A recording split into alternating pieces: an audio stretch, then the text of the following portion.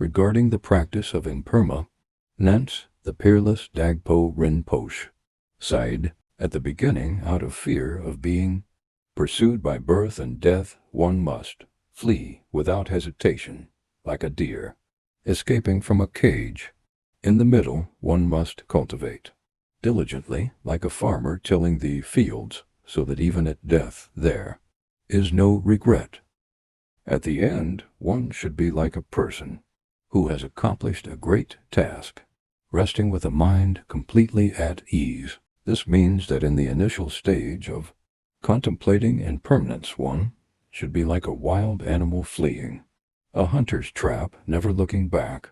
In the middle stage, one should be diligent and steady, like a farmer, working the land, eventually gaining firm confidence, so that even at the time of death there is no regret.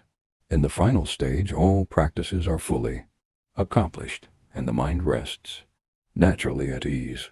As Guru Rinpoche said in the Song of Joy, happy in death, happy in life. Everything is happiness.